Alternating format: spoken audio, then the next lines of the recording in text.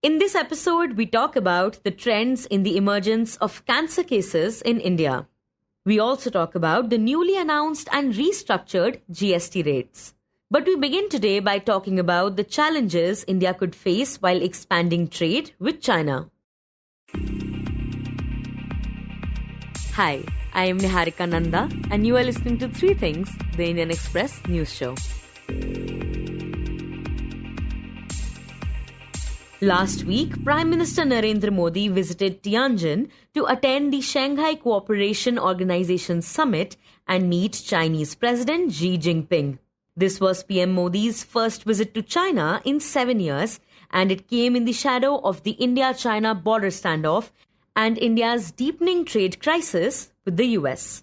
The visit, as we've discussed early on the show, signaled that the two sides have been moving away from viewing each other as rivals and are instead placing more emphasis on partnership. And one key area they hope to improve ties in is trade, especially at a time when most of India's exports are facing 50% tariffs in the US. But will boosting trade with China actually help India right now? To answer this, my colleague Shashank Bhargava speaks to the Indian Express's Udit Misra in this segment. Udit, how would you describe India's trade relationship with China? Tell our listeners, how exactly has it been over the years? So, India's relationship with China is heavily in favor of China, trade relationship, because we import more from them than what we export. And if you look at the whole trade relationship from China's perspective, then India is a very small player in their overall trade, whereas China is a very big player if you look at it from India's perspective. And what is quite interesting and noteworthy is that the trade deficit that India had with China, which is to say that the difference between our exports and imports that India had, which was in the negative, that's why we call it the deficit, because our imports were more than our exports. That has actually ballooned since 2020. And it has happened at a time or over a period where Indians increasingly have felt that they don't want to trade with China. Many of the listeners might recall that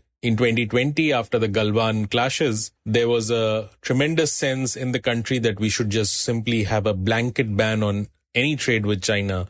And there were a lot of Chinese-made TVs and imports that were broken. And you had the Prime Minister on record saying that why do we have even small things like Ganesh idols or Hindu idols coming from China? अब हम कोई विदेशी चीज का उपयोग नहीं करेंगे। हम गांव-गांव व्यापारियों को शपथ दिलवाएं, व्यापारियों का कितना ही मुनाफा क्यों ना हो, आप विदेशी माल नहीं बेचोगे।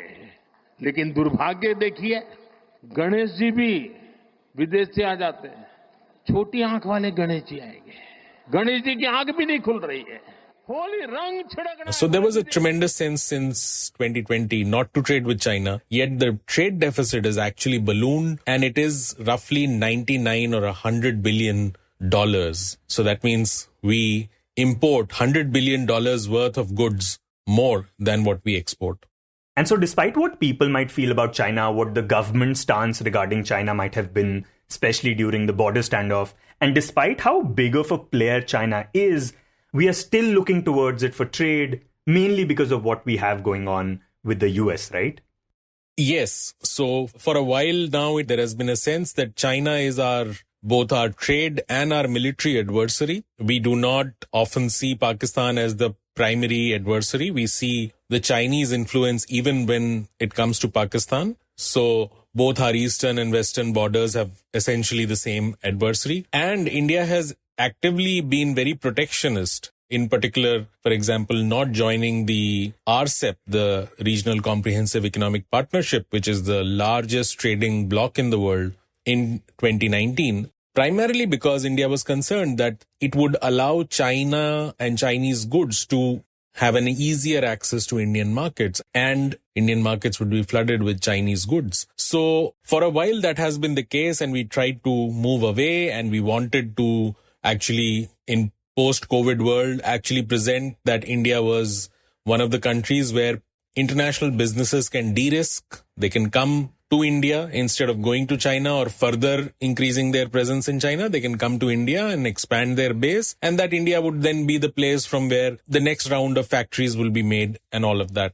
However, the souring of relations between India and US, as well as US and China, has basically brought the two countries together, China and India. And it's a Trump tariff tsunami, which has sort of brought these very unlikely partners together. And in that sense, the fact that we have this trade deficit makes sense because China is the world's biggest manufacturer. In India, a lot of Chinese goods are sold, everything from electronics to clothing. And even though a lot of them are not known for their quality, they're still very affordable to people here. So considering that, what is it that we can offer to China? What are the kind of things that we export to China right now? Yeah, so for most part, what India exports to China are primary products like, some basic cotton yarn or, some ores, minerals. And that is where the problem is, that a lot of what we export to China is in the primary capacity, and they further add value to it. And then often enough might be exporting it back to India also. So it's a lose-lose relationship for us from India's perspective, that we are sort of giving them a low-value product, they add value, and then maybe even either export it to us or to the rest of the world. So that's the problem, that whatever we give either is like natural minerals, ores, all of that, or basic agricultural products like cotton yarn or fish or agricultural commodities. And that's where the imbalance is in the trade relationship. We are not able to actually produce high value stuff and sell it to China. So considering that is the case, and we've always been very wary of Chinese goods flooding the market, the fact that despite all these concerns we've had for years, we're still looking to expand trade with China, does it show just the kind of desperate situation we're in? Yes, absolutely. As I said in the beginning, that for us, US was a good partner to have in terms of trade because we had a surplus over US. We had a trade surplus over US, means we were exporting more than 40 billion more than what we were importing. And as against China, we are in a negative situation where, we have a trade deficit of almost 100 billion. So the situation is exactly the reverse and worse. And the only reason right now that we are thinking about China is because the US-India partnership, which successive governments have invested in, seems to have just lost its way. It doesn't seem to be in a position where we can leverage that. Our best case scenario for the time being, it seems like, would be if things don't get worse from here. Because of the personal nature in which President Trump also operates, there is always a possibility that, more tariffs or higher tariffs or some kind of an expansion of that kind of approach where US is trying to hold back or contain India may happen. So that is the reason why we are now thinking more in terms of China. But it's not necessarily a easy relationship with China, whether it be trade or military aspects. And China, of course, has built its manufacturing capabilities and has really streamlined it over the years. You have entire towns just dedicated to certain products and also workers who are now specialized in very specific things. So the question at this time is that apart from looking for these trade deals, which we've done with the UK, for example, should India also be focusing on strengthening its own manufacturing? Because that's how we'll be able to take advantage of any trade deal that we'll sign, right?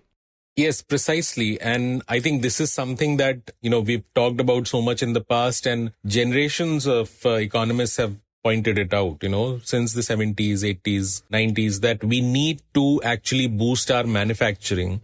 Manufacturing actually has the ability to soak up excess labor from agriculture, which we have. A lot of people involved in agriculture at a very low level of productivity. Manufacturing can absorb them because it doesn't require a lot of soft skills necessarily. So we can actually absorb it, creates a lots of jobs for that kind of a cohort. And it can then be used to leverage in trade negotiations of where we stand. But the problem now is that, you are facing a situation where you're likely to open up for trade and your back end is not yet ready, in the sense that the domestic manufacturing is not really doing well. One data that I point out in one of the recent pieces that I've written for in the Indian Express is that over the last 6 years, Indian manufacturing, the value addition or the growth in that sector growth rate has been slower than the value addition in Indian agriculture. Now, Indian agriculture or any agriculture anywhere is considered to be one of the low growth areas, possibly the lowest growth areas. So if Indian manufacturing has been struggling to even outpace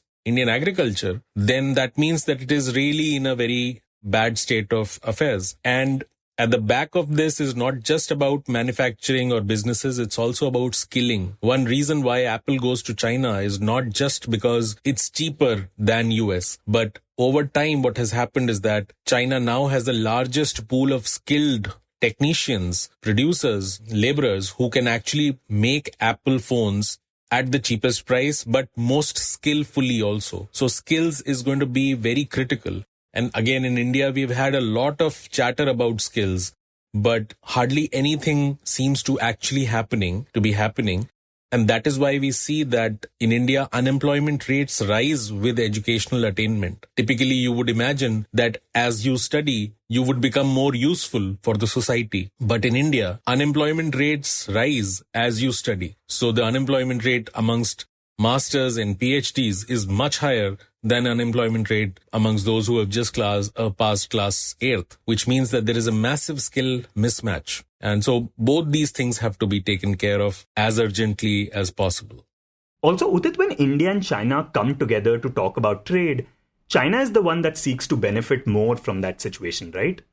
Exactly. Now, if you look at it from China's perspective, what the disruption with trade with US has done is that China was exporting a lot of goods to US. For the time being, it seems that US is not going to take those many products. So China, in any case, had overcapacity of all these manufactured goods. And that has just been accentuated. So it is dealing with deflation. You know, there is so much produced, there's so much of goods that the prices are actually going down. As against inflation, the prices are actually going down. And which is a very bad thing for an economy. If the prices are going down, that stalls an economy. Think about it, that if you are a consumer, you would think that let's delay the purchase. Why buy today when the prices could be lower tomorrow? And similarly for businesses, they'll say, why invest when nobody is buying anything? So it can absolutely bring an economy to its knees. Now, China is facing that, and it is looking essentially for places where it can dump its goods. You know, even at a lower price, even at very little profit or no profit, it would be willing to just send its products out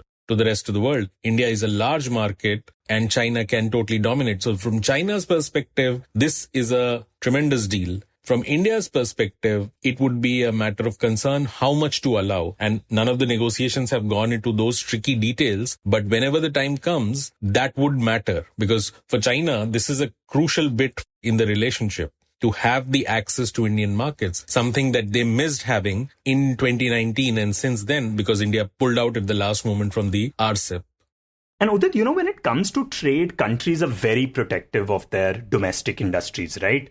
For example, we don't want Chinese goods to flood the market and a situation where people stop buying Indian-made goods. But with Chinese products coming in, you and I, for example, will get things at a cheaper rate, right? Isn't there something to be said about that? So this is one of the travesties of how we think about trade, that we always think in terms of domestic producers and never think in terms of domestic consumers. And perhaps the reason that has been pointed out, and which is likely true, is that the incremental change for an average consumer is smaller, whereas the hurt on a particular domestic producer would be huge. So for example, if you allow, say, coconut oil, then a small group of coconut producers, farmers, or coconut oil producers would be massively hit, and that will make a lot of news. But the increased availability, cheaper availability of coconut oil may not create that kind of same buzz, even though everybody in the country might be getting coconut oil at a cheaper price and much more quantity. Now, this is a typical problem with trade, and that is why trade often leads to these kind of odd outcomes where many strong leaders will say, we should not have any trade, or let's put tariffs. And that's a sad aspect. If India was to think differently, it may just open up the doors and say, okay, let the world give us cheap products. We want to grow. We want to be at a better level of purchasing power or a better level of consumption. Let's have that and grow. Our industries become better over time. See where it goes from there. Because often the problem with very protectionist thinking is that you believe that your country can do everything. The truth is that your country cannot do everything. No one country can do everything. If every country was to get along well with others, they can actually improve. The problem then becomes that there are security issues, there are geopolitical issues. So we keep going round and round. There are phases when everybody believes in trade, and then there are phases where everybody is slapping tariffs.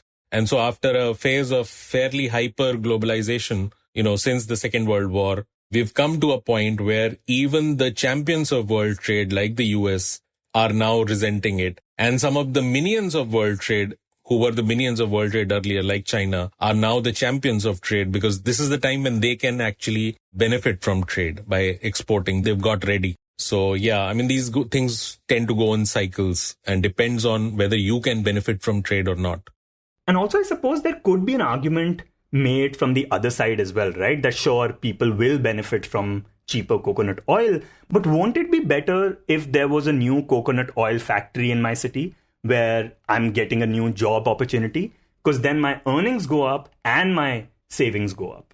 Yeah, that's true. If we could do that, but, whether it is coconut oil or ACs or cars or steel, different countries have different strengths. You have to play to your strength. And for example, a common notion is that India is, self-secure in terms of food. We are self-reliant in terms of food. And it is true. We have enough grains to feed our people, perhaps many times over. However, we are dependent on the rest of the world for fertilizers, right? Because A, we don't always produce all the fertilizers. Secondly, fertilizer production, even within the country, requires natural gas or some kind of fuel. 80 to 90% of the cost of making a fertilizer is the fuel price. And that again, we import. So if we are not self-reliant in energy, in LNG or other fuels, naphtha, then we are not self-reliant in fertilizer. If we are not self-reliant in fertilizer, then we are not really self-reliant in food. So there are a lot of notions that India or any country might have that we are doing so well, but that is often based on not recognizing that trade was providing the inputs to many of those things.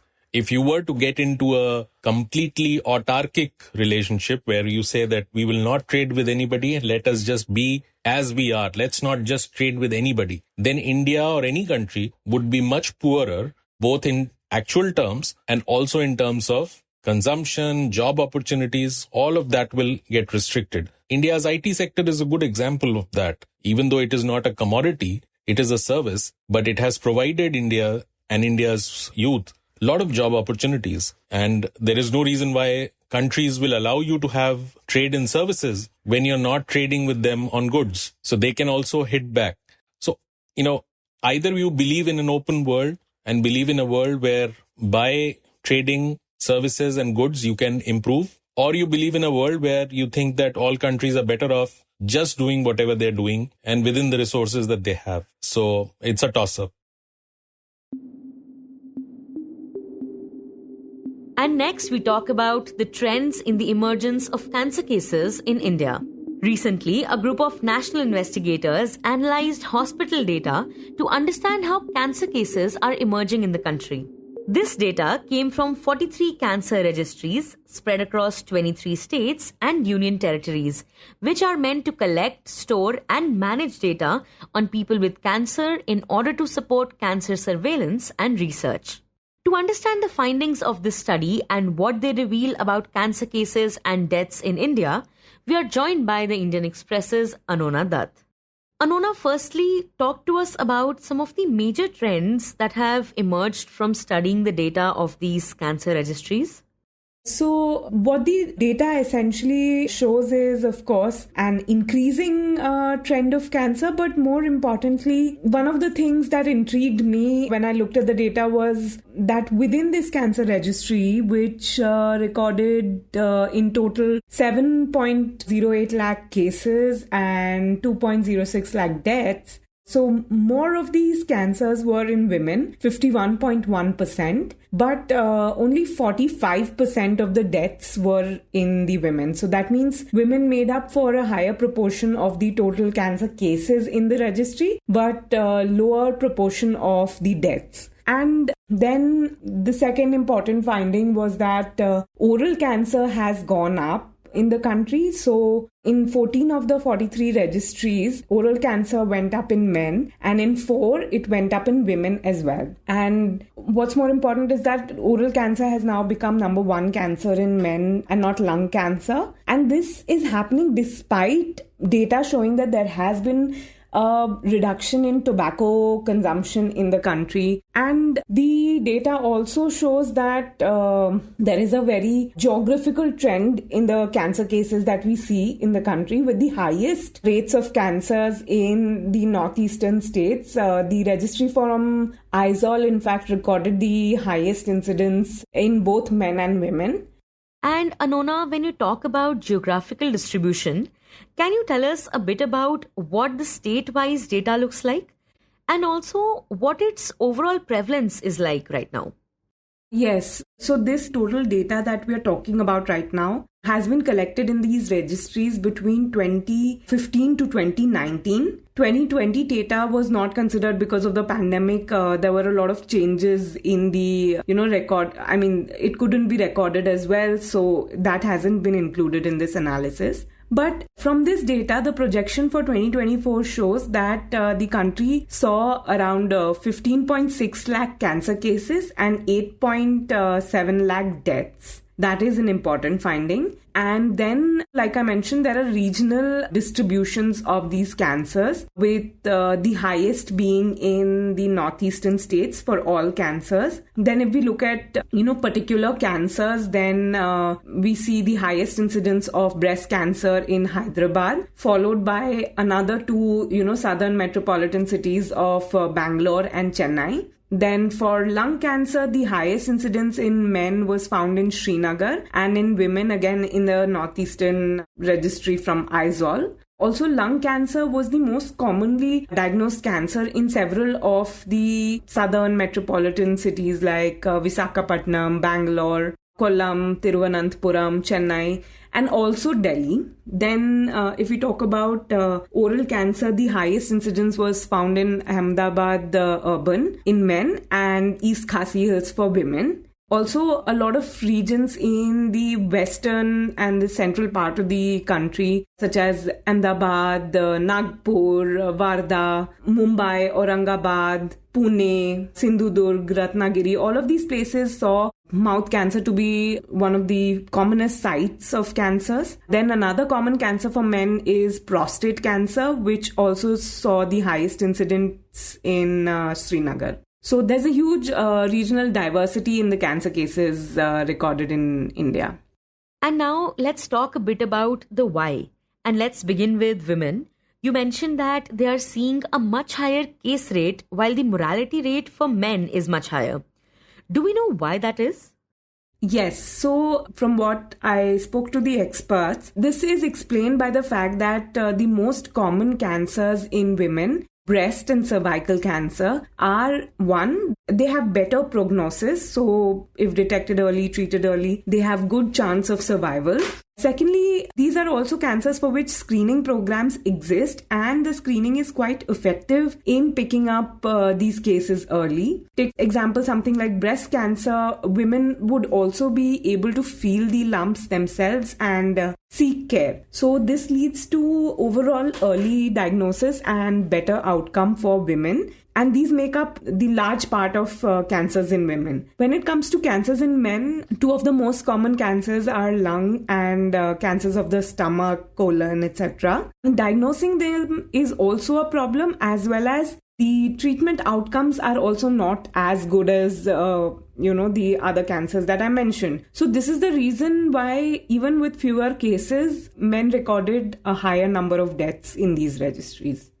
And you said that the cases of oral cancer have gone up even though tobacco consumption has gone down. What do experts have to say about this?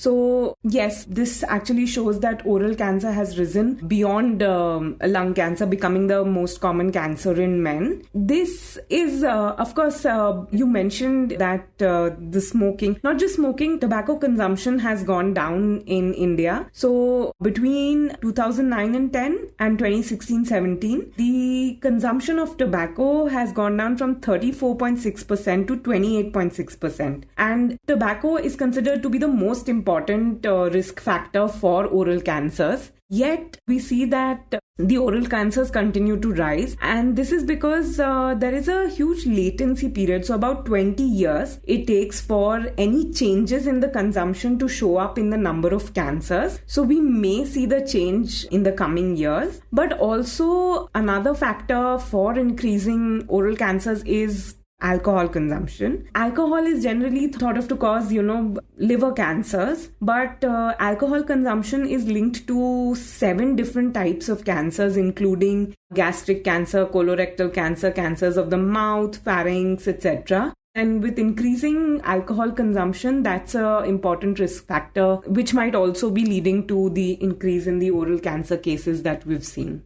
And one particular trend that I found intriguing was the higher number of cases surfacing in Northeast. What could be the reasons behind that? Yes, so we see that the highest incidence of total cancers is seen in the Northeast. Also, the lifetime risk of cancer is higher in the Northeast states. And there are several factors for it. So this includes environmental factors. This includes, their dietary habits, etc., as well as certain infectious conditions. So first of all, when it comes to dietary and daily habits, the tobacco and alcohol consumption in the northeastern states is higher than the national average in both men and women. And both of these are known to be a risk factor for cancers. Then there are certain dietary habits that are very particular to states in northeast, which include consumption of smoked meats and preserved meats. And these processes actually lead to the formation of a nitrogen compound, which is also known to increase the risk of cancers. That is another problem. Other than that, there is also a high consumption of betel nut. So people chew betel nut quite frequently in the Northeast. That's also a risk factor. Having very hot and spicy food is also known to cause certain gastrointestinal cancers. Not cause, but linked to a higher risk of gastrointestinal cancers. Other than that, like I mentioned, there are certain infections which are known to increase the risk of cancer. And the prevalence of these infections, such as Helicobacter pylori, hepatitis, Salmonella typhi, human papilloma virus, this is the HPV virus which is known to cause cervical cancer. All of these are higher in the northeastern states, and which is why cancer risk as well as the cancer incidence is higher in the northeast. Another factor is people using fire within their homes to heat themselves. So while the environmental pollution is quite low in these states, the household air pollution actually can be quite high. So all of these factors combined together leads to the higher incidence of, cancers in the northeastern states. And lastly, Anonna, for the benefit of our listeners, what can be some ways to prevent cancer or at least detect it at an early stage? So, what is said about many of the other lifestyle diseases is true for cancer as well. Having a well-balanced diet, sleeping well, maintaining a healthy lifestyle, working out regularly, all of this can help in reducing the risk of cancers. Avoiding alcohol and tobacco can be very important. When it comes to meat consumption, there is some data to show that higher consumption of red meat or processed meat has a link to higher risk of colorectal cancers. So people can consume, ideally should be cooked at home, and it shouldn't be more than the daily recommended amount. So it's the high consumption that's a problem. Other than that, of course, getting regularly checked is a very important step. So, there are various screening programs and you have to get them done at different ages. So, for example, for breast cancer, I think somewhere between 30 to 60 is when you do it. I'm not sure about the exact age, but it's young women and to just after menopause is when, we've seen the highest gains from. So when you screen at this age, you get a good mortality benefit. For prostate cancer, you can screen after 50 in men. So all of these screening programs people should undergo to detect the cancer as soon as possible and get treatment. And another thing that doctors always say is to actually go to the appropriate doctors and specialists and get treated as soon as possible, because in cancer, the time can be very important and, the sooner it's treated, the better the outcomes. So these are some things that can be kept in mind. And in the end, we turn to the newly announced GST rates. On Wednesday, the Goods and Services Tax Council unveiled a major restructuring, cutting the 4 existing slabs of 5, 12, 18 and 28 down to just 2, 5% and 18%, while also introducing a new 40% category for certain goods. These new rates will take effect on the 22nd of September. This revision will change prices across a wide range of items. Goods like toothpaste, butter, pasta, small cars, two-wheelers, air conditioners, televisions and medical supplies will become cheaper. Luxury and demerit goods such as tobacco will fall under the new 40% slab, though the removal of the earlier compensation cess may offset the increase for some items. And on the other hand, GST on apparel above 2,500 rupees has gone up from 12% to 18%, making premium clothing more expensive. Introduced back in 2017, GST replaced a host of state and central taxes. Calls for simplifying the rate structure had long been resisted due to revenue concerns. And Revenue Secretary Arvind Srivastava now estimates that the restructuring could lower annual revenue by 48,000 crore rupees. But even so, officials believe that the move will boost demand by leaving households with more disposable income, which in turn could spur investment, production and jobs. Now, while taking this decision, the council weighed the uneven effects across different sectors. For example, everyday goods will be cheaper, while some premium categories, like mentioned earlier, will see higher prices. The expectation, however, is that stronger consumer demand will balance out revenue losses in the longer run. It is important to note that the timing of this move is significant, as the government is also grappling with challenges from US trade tariffs. Officials argue that expanding domestic consumption will help strengthen the economy in the medium term. The Council's rationalization also extends beyond household goods to industrial outputs like coal, cement, man-made fibers, and chemicals, offering relief to sectors ranging from power and construction to textiles and fertilizers. You were listening to 3 Things by the Indian Express. Today's episode was edited and mixed by Suresh Pawar and produced by Shashank, Bhargava, Ichha, Sharma and me, Niharika, Nanda. If you like the show, then do subscribe to us wherever you get your podcasts. You can also recommend the show to someone you think will like it. Share it with a friend or someone in your family. It's the best way for people to get to know about us. You can also tweet us at Express Podcast and write to us at podcasts@indianexpress.com.